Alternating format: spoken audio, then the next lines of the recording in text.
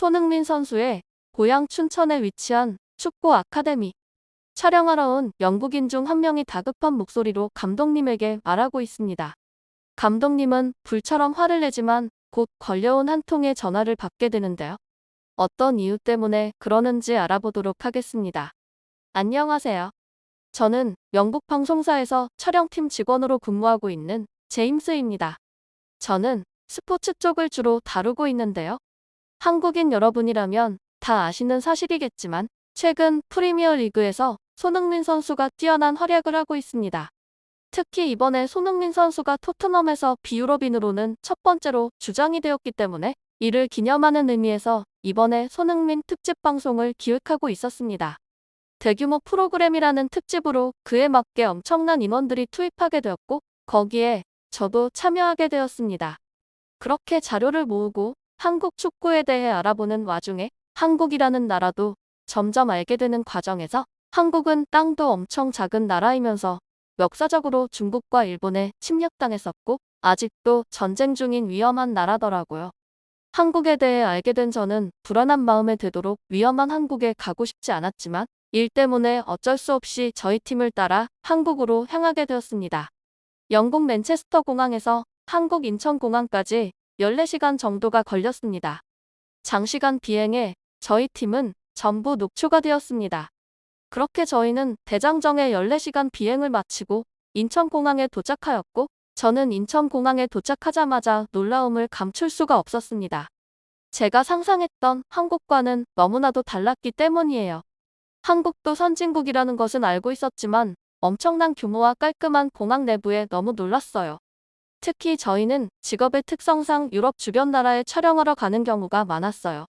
까다롭고 대기 시간이 많은 입출국 절차와 화물칸에서의 저희 촬영 장비를 받는 동안 기다리는 시간이 너무 불편했어요.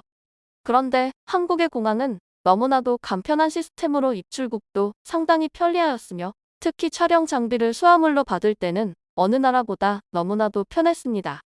더욱더 저를 놀라게 했던 것은 도둑이 없었다는 겁니다. 저희가 가지고 다니는 장비는 다 엄청 비싸기 때문에 항상 사람이 많은 공항에서는 장비를 잘 챙겨야 했습니다. 실제로 유럽의 몇몇 공항에서는 한눈판 사이 장비를 도둑맞은 경우도 있었죠. 하지만 한국은 신기하게 자신의 물건이 아니면 관심을 두지 않더군요. 캐리어를 화장실 입구에 놓고 볼일을 보는 사람도 있었죠. 유럽이었으면 당장 도둑이 가져갔을 겁니다. 그렇게 저희 팀은 각자의 장비를 챙기며 처음 촬영지인 춘천으로 이동을 했습니다. 춘천은 손흥민 선수가 태어난 곳이며 손흥민 거리가 존재하고 손흥민 축구대회가 열릴 정도로 손흥민 선수의 흔적이 많은 곳이기 때문이죠. 저희는 춘천에 있는 손흥민 부친분께서 운영하시는 축구 아카데미에 가게 되었습니다. 저희 팀의 인원은 절대 작은 숫자가 아니었기에 저는 걱정이 한가득이었지만 우려와 달리 한국에서는 한 버스로 한 동선으로 움직이면 된다는 점이 너무나도 놀라웠어요. 한국에서는 이게 당연하다고 하더라고요. 저희 영국에서는 이 정도 인원이 움직일 때는 대중교통으로 움직일 생각은 절대 안 할 뿐더러 움직일 때도 많은 이동, 동선을 요구하기에 너무 불편했지만 한국은 이 모든 게 한 번에 해결된다는 점이 놀라웠어요. 버스 내부는 마치 호텔을 연상케 하였고 장비들의 수납칸도 여유가 넘치더라고요. 대장정의 비행을 마친 후라서 그런지 모두 녹초가 되어서 잠에 들었어요. 그렇게 춘천에 도착해서 촬영 세팅을 하고 있었어요. 그러던 도중 막내 스태프가 카메라 렌즈를 공항에 놓고 온 것 같다고 말하더라고요. 저는 그 사실을 듣자마자 감독님에게 이 사실을 알려드렸어요. 감독님은 화를 엄청 내시더라고요. 사진이나 영상을 찍는 분들은 알고 계실 텐데 보통의 생각과 달리 촬영용 렌즈는 상당히 고가인데다가 산지 얼마 안 된 렌즈였기 때문이죠. 저희는 당연히 잃어버렸다고 체념하고 있었는데 한 스태프가 공항에 연락했어요. 저는 당연히 그 정도 고가의 카메라는 누군가 가져갔을 거로 생각했고 한국에 도착해 첫 촬영부터 망했다고 생각하고 있었는데 공항에서 연락을 받았고 렌즈 가방의 형태와 크기를 물어보고는 확인 후 연락을 준다고 하더라고요.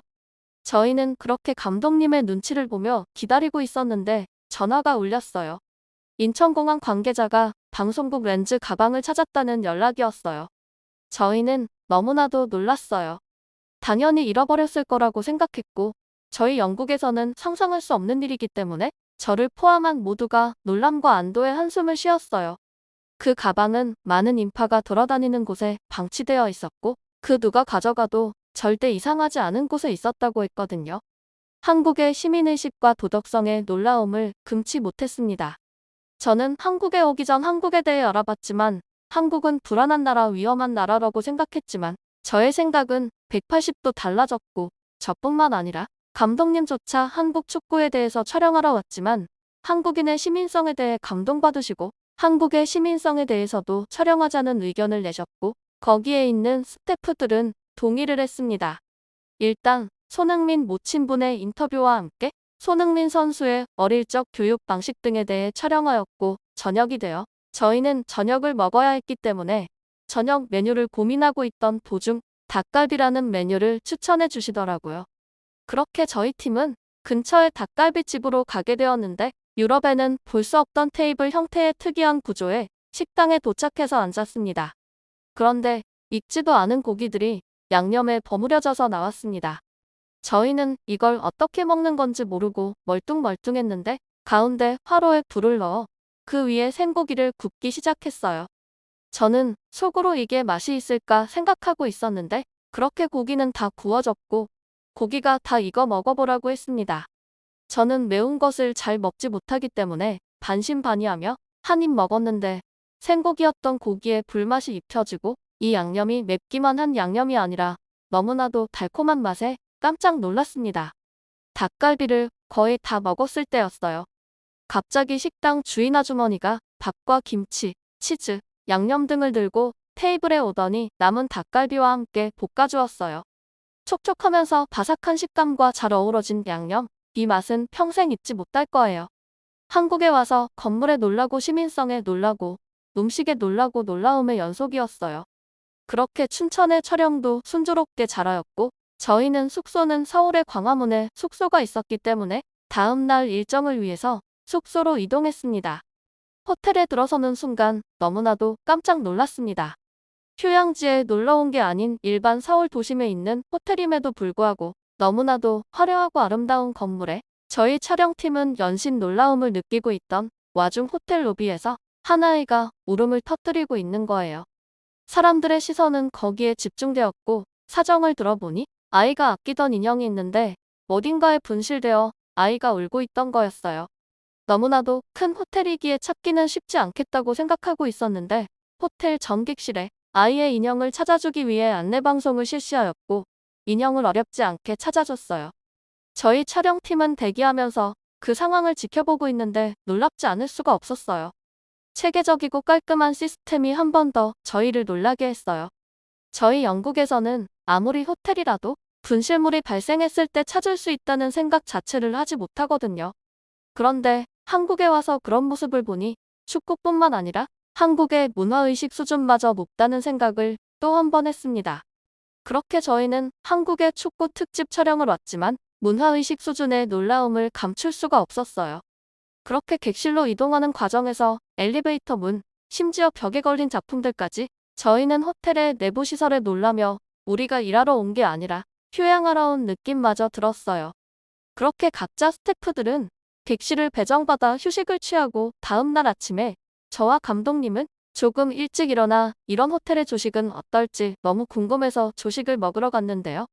생각한 거와 달리 조식은 한국스럽다기보다는 저희와 똑같이 평범하게 나오는 계란, 베이컨, 빵 이런 종류더라고요. 그래서 조금 실망했어요. 그리고 직원에게 저희가 영국에서 왔고 한국에 자랑할 만한 게 무엇이 있을까요? 라고 물어봤더니 당연히 먹는 거죠라면서 한국의 대표적인 음식이라며 삼겹살, 김치, 비빔밥 이것저것 알려주더라고요. 그래서 저와 감독님은 고민 끝에 이번 촬영의 음식을 조금 담아가 보자며 직원에게 제일 맛있는 한국 음식점을 소개해달라고 했어요. 그러더니 어느 한 비빔밥집을 추천해 주더라고요. 그래서 그렇게 저희는 오후 촬영으로 비빔밥집을 촬영하러 가기로 했죠. 그렇게 시간이 지나서 오후가 되었고 저희 촬영팀은 장비를 챙겨 알려준 주소로 이동했어요. 도착했는데 저희가 알던 현대적인 한국의 건물과는 너무나도 달랐어요. 묘하게 고급지었지만 아무리 봐도 옛날에 지어진 마치 흙과 나무로 지어진 건물이었어요. 저희는 처음에 잘못 봤나 싶어 주소를 다시 검색해보니 그 집이 맞더라고요. 고개를 갸우뚱도 저희는 내부로 들어갔어요. 그런데 외부와 달리 내부는 정말 고급스럽고 건물에서 나는 냄새조차 마치 자연에 온 것처럼 청량하더라고요.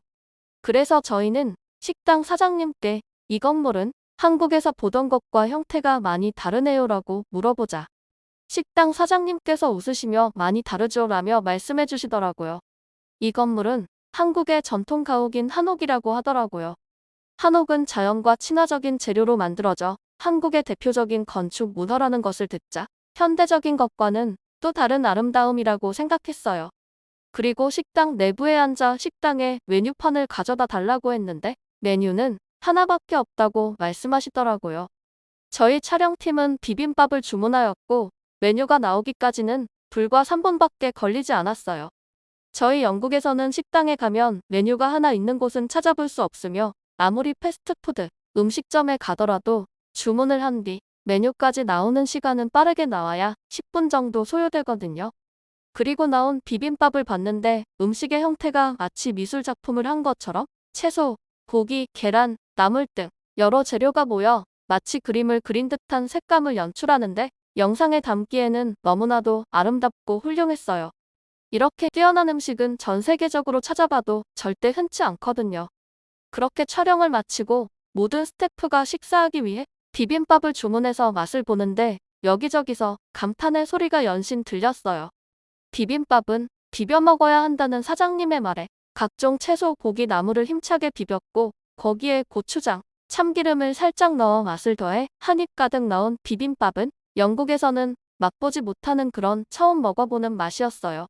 입안에서 각종 재료들이 씹히는 재미와 재료들의 신선함이 느껴지는 맛에다 고추장의 어우러짐까지 환상적이었어요.